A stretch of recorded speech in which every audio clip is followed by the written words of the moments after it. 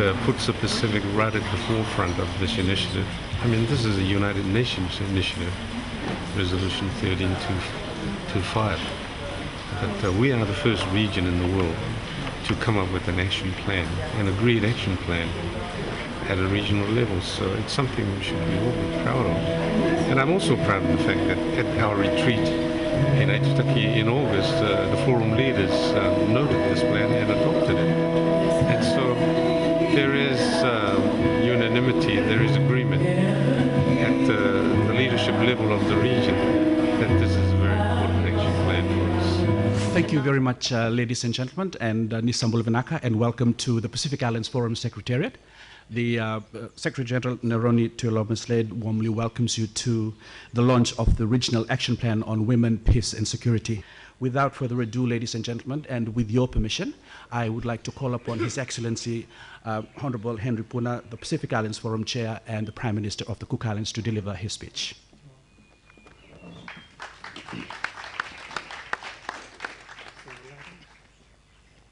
In the short history of our region, the women and girls of the Pacific, sadly, have suffered as victims of armed conflicts and social unrest.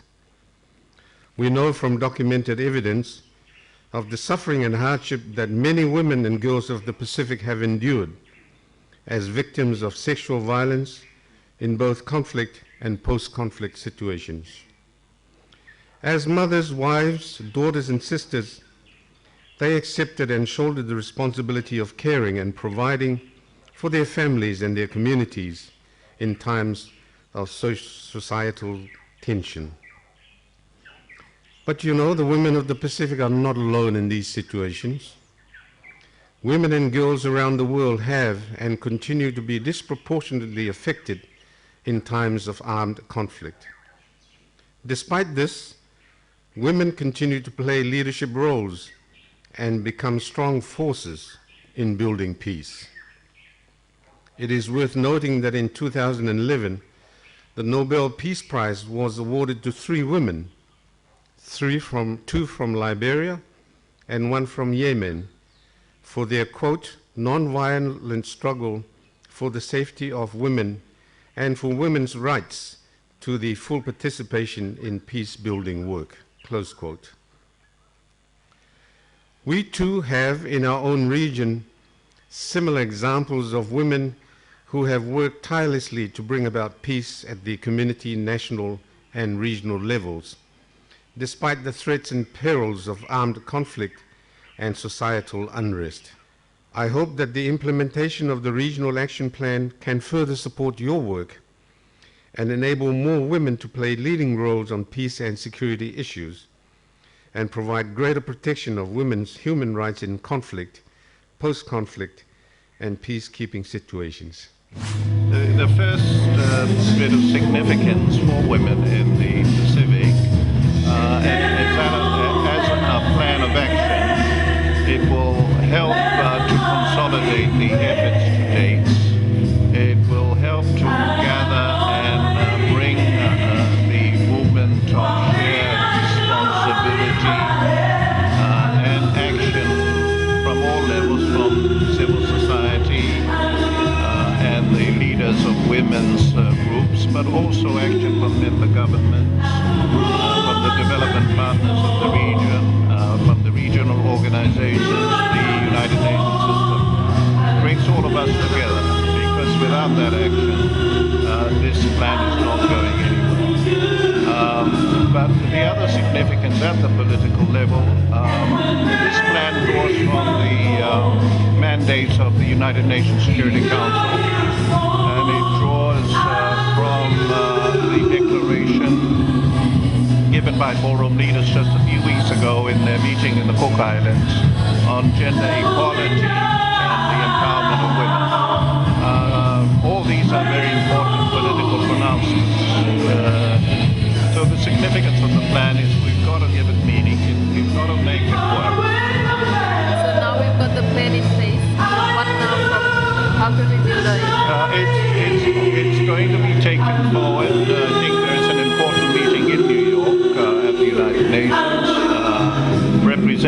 from the region, civil society will be taking this. It's a good plan to take to the international community to show them what this region has been able to put together, and not only to promote, but to seek engagement of the international community. As I've indicated before, the involvement and engagement of the United Nations is crucial.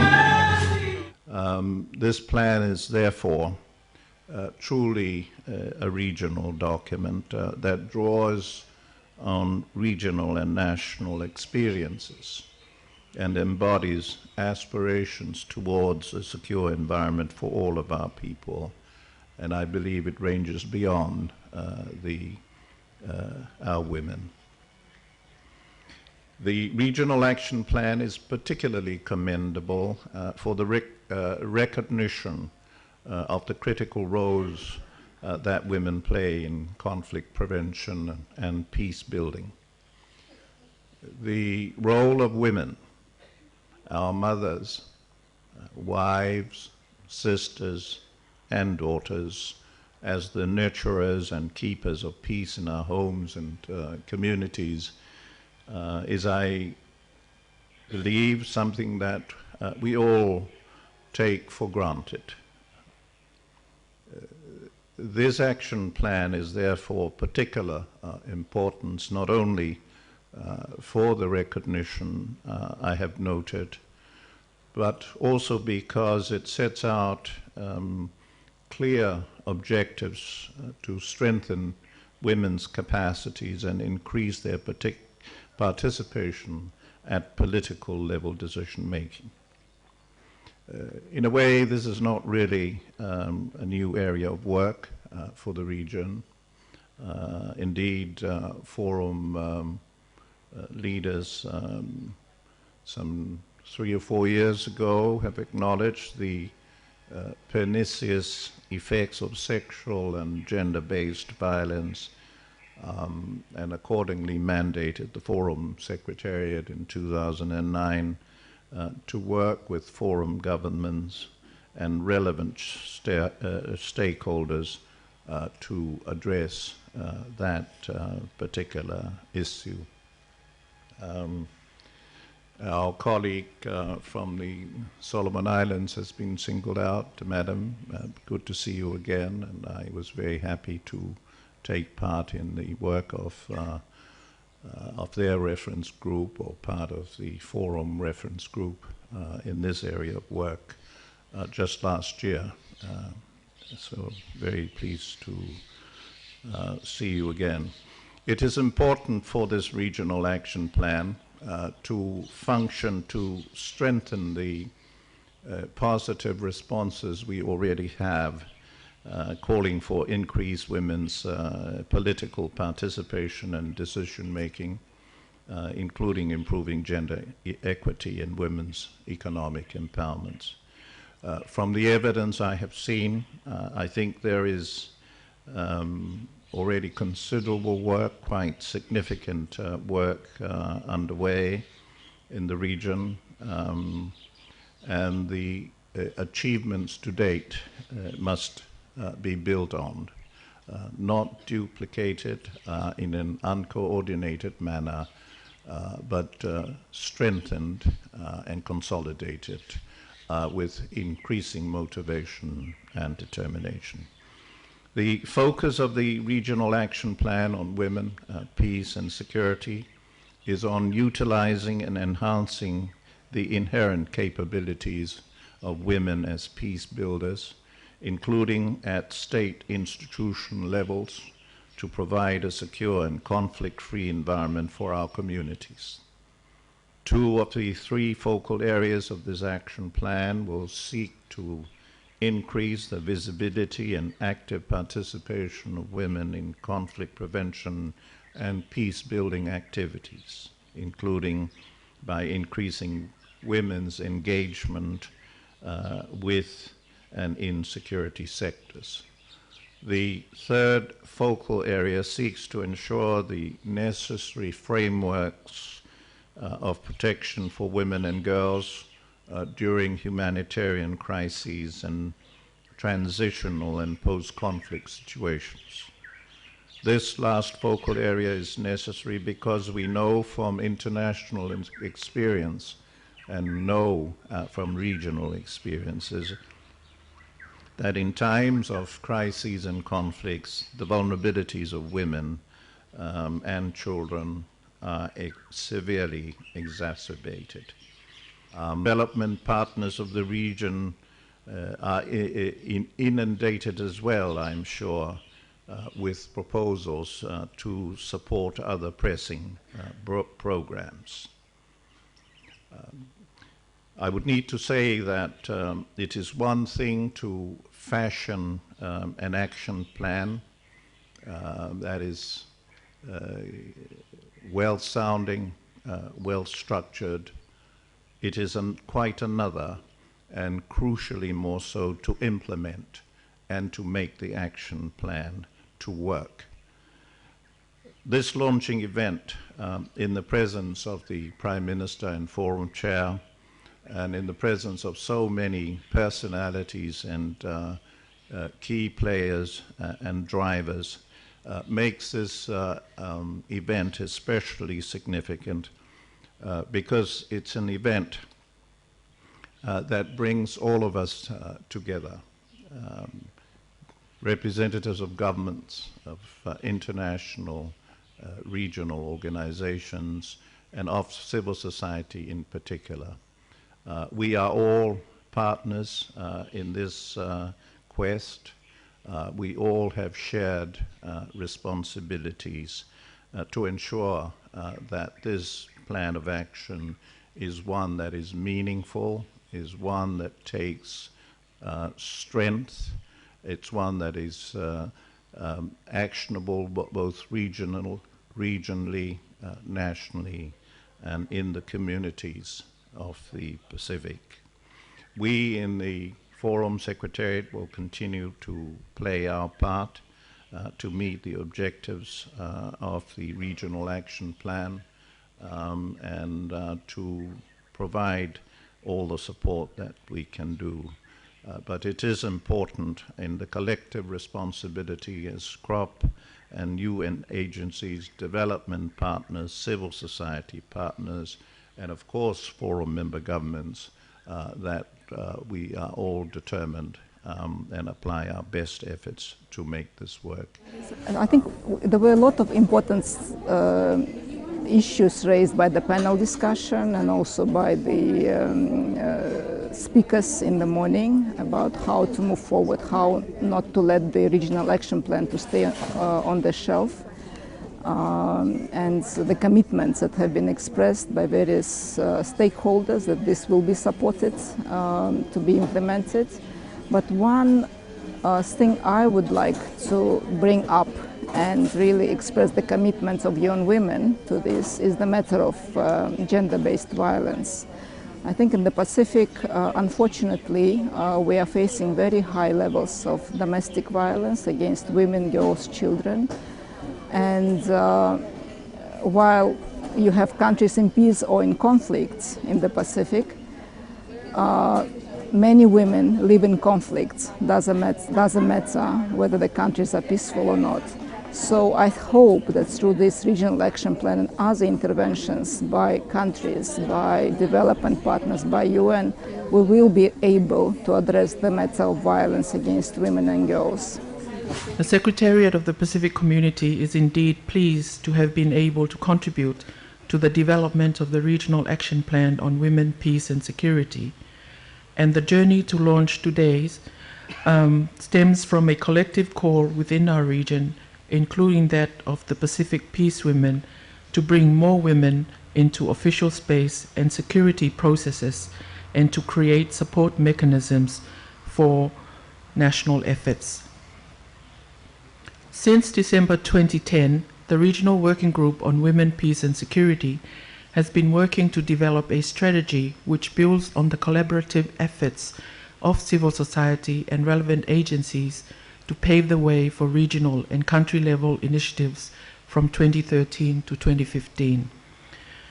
As we all know, Resolution 1325 is the first resolution ever passed by the UN Security Council, which laid the foundation for equal participation by women in the maintenance and promotion of peace and security, and for the mainstreaming of gender perspectives into conflict prevention, peace negotiations, peacekeeping operations, humanitarian assistance, and post-conflict resolutions.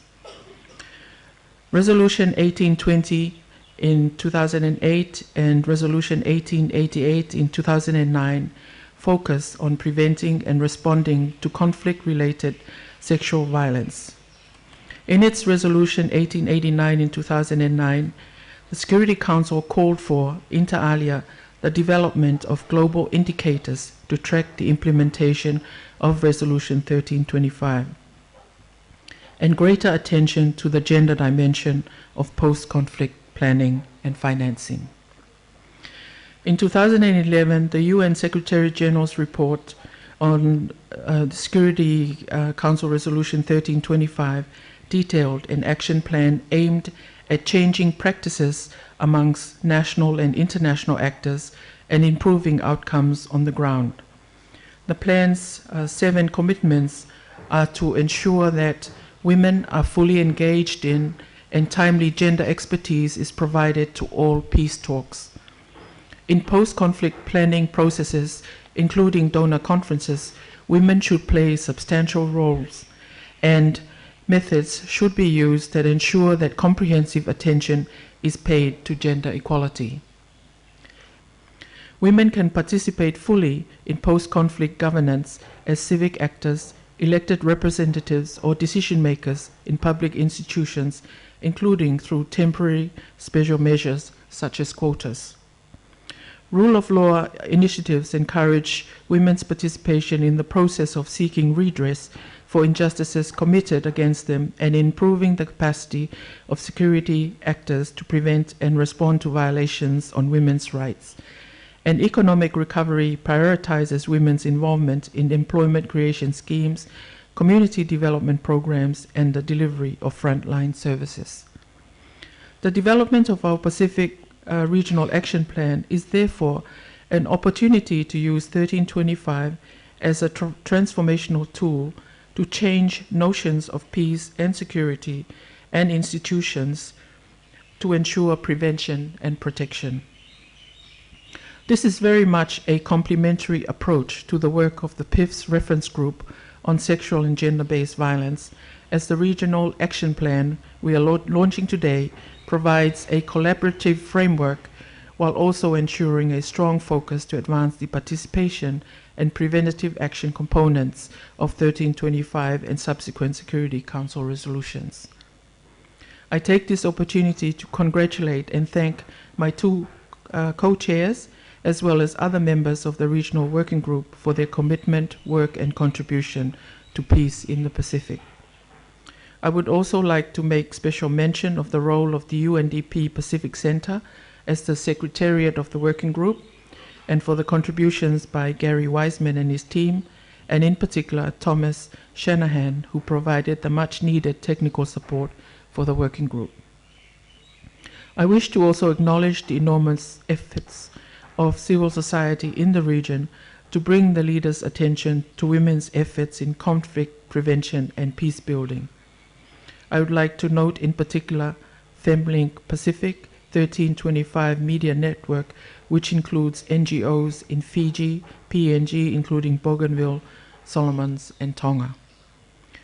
The Pacific Regional Action Plan acknowledges and reflects the experiences, knowledge, and contributions of Pacific peace women, and makes both UN Security Council Resolution 1325 and 1820 relevant to our Pacific context. Let us therefore not lose sight of the fact that ensuring women's participation in peace building is not only a matter of women and girls' rights, but a prerequisite for shoring up 3 pillars of lasting peace: economic recovery, social coherence, and political legitimacy. Thank you, and God bless you all.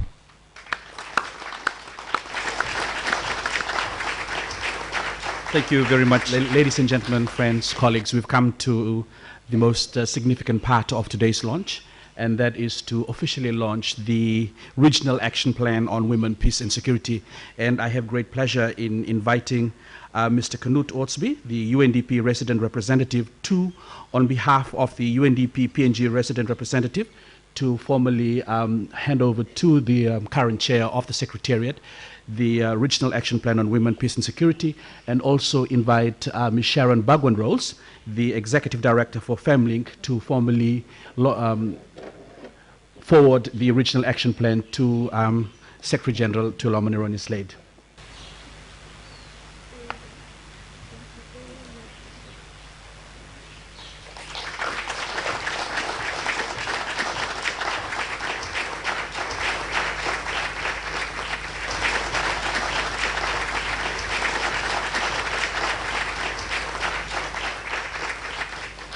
I think it's very significant. The Regional Action Plan is a one step closer to involving more women in peace building and conflict prevention, peace processes, and also working on strategies to develop the National Action Plan. I guess strategizing with key partners on the development of the National Action Plan, and also involving young people on how they can play a part in that.